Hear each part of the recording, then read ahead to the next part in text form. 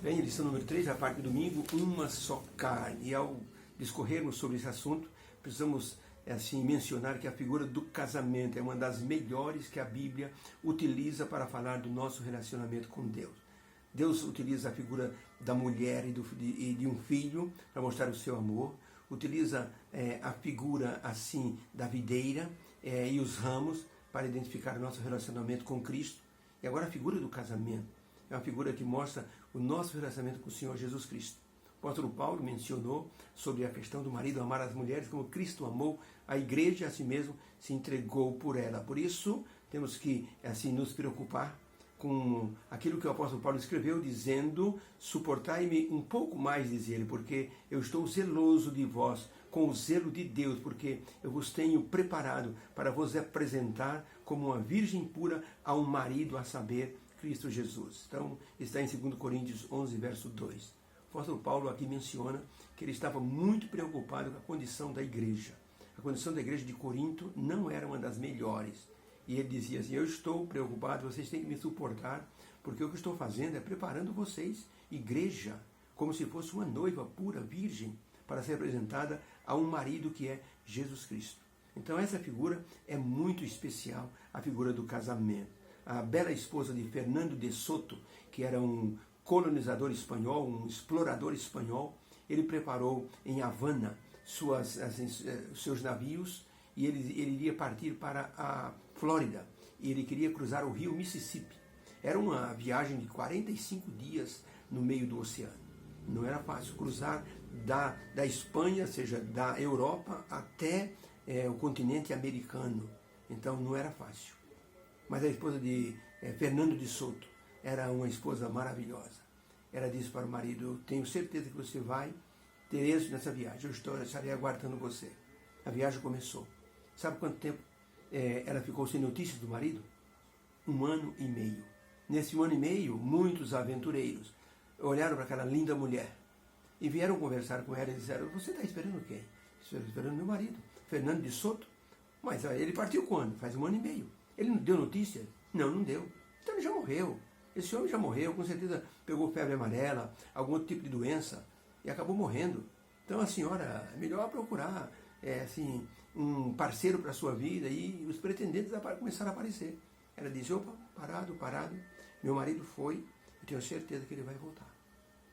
O tempo passou, 3 anos se passaram e a lista de pretendentes aumentou. E eles todos queriam casar com aquela linda mulher. Mas ela dizia: não, eu sou esposa de Fernando de Soto. Ele vai voltar.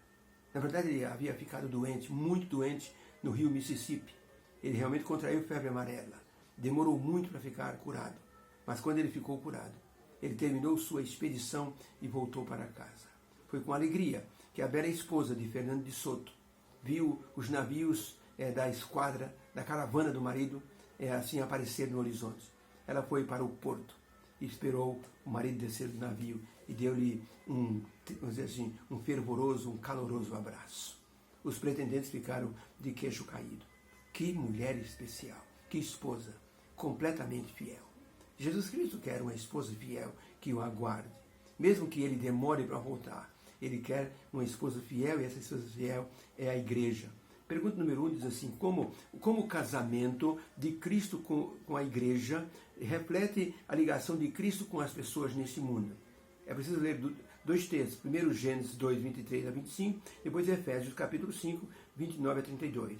Gênesis capítulo 2, 23 a 25, diz assim: e disse Adão: esta é agora osso dos meus ossos e carne da minha carne. Ela era chamada de varoa, porque do varão foi tomado. Portanto, deixará o homem o seu pai e a sua mãe, e apegar-se à sua mulher, e serão ambos uma só carne. E ambos estavam nus, o homem e a mulher, mas não se envergonhavam. Mostrando ali a afinidade que os dois possuíam. Uma só carne, nenhum se envergonhava do outro. Agora Efésios 5, 29 a 32, porque nunca, o apóstolo Paulo escrevendo, porque nunca ninguém odiou a sua própria carne, antes a alimenta e sustenta, como também o Senhor faz isso com sua igreja, porque somos membros do seu corpo, da sua carne e dos seus ossos. Por isso deixará o homem seu pai e sua mãe e se unirá à sua mulher, e serão os dois uma só carne. Grande é esse mistério. Digo, porém, a respeito de Cristo e da igreja. Então, a pergunta, como o casamento dos seres humanos retrata a ligação de Cristo com sua igreja e com os seres humanos? Resposta, existe uma profunda união entre os cônjuges, onde o marido ama, cuida e protege sua esposa. Por isso se tornam uma só carne. Deus também ama e cuida da sua igreja. E Ele quer que Jesus e o seu povo se tornem uma só carne. O apóstolo Paulo diz, deixará o homem seu pai e sua mãe, se unirá à sua mulher e será uma só carne. E ele lhe diz assim, grande é esse mistério. E eu digo isso referindo-me a Jesus e à sua igreja. Quando a igreja está em conexão íntima com Jesus, está afinada com a doutrina cristã, está afinada com o testemunho, com o amor a Cristo, a igreja se torna a esposa de Cristo. Por isso, Jesus até enfrentou uma certa oposição com os fariseus quando ele mencionou o casamento e mostrou que o casamento monogâmico é um casamento vinculado com o amor, era o que Deus esperava para o ser humano. Os fariseus discutiram com Jesus e disseram, Jesus, mas Moisés autorizou da carta de divórcio. E Jesus disse, mas Deus disse que o homem deixará o seu pai e sua mãe e se unirá à sua mulher. Serão os dois uma só carne. Ele não falou de muitas mulheres, ele falou de uma só mulher. Mas por que então Moisés deu ordem para a gente dar carta de divórcio para a esposa que a gente não gosta? Jesus disse, Moisés permitiu isso por causa da dureza dos vossos corações. Vocês invalidaram o mandamento de Deus por causa das tradições que vocês possuem. Vocês querem abandonar a esposa porque não gostam da cor dos olhos dela. Vocês querem abandonar a esposa porque vocês não gostam do jeito dela. Não é isso que Deus pediu. Deus disse que o homem deve se casar e deve se unir e ainda mencionou, o que Deus uniu, não o separe o homem. Cristo está sendo o marido da igreja e o diabo quer afastar, desunir a igreja de Jesus Cristo. Mas Jesus Cristo é o marido amoroso e a igreja tem que ser uma esposa fiel. Ellen White escreveu no Lar Adventista, página 539, o seguinte, todo casal que une entre si seus interesses vitalícios deve buscar tornar o mais possível feliz a vida do cônjuge. Aquilo que prezamos, nós procuramos conservar e tornar mais valioso possível. Se nós temos um carro, a gente cuida, para que ele nunca desvalorize, cada vez esteja assim, com o valor atualizado. Quando temos uma joia, um relógio, não deixamos o vidro quebrado. Hoje você tem um celular.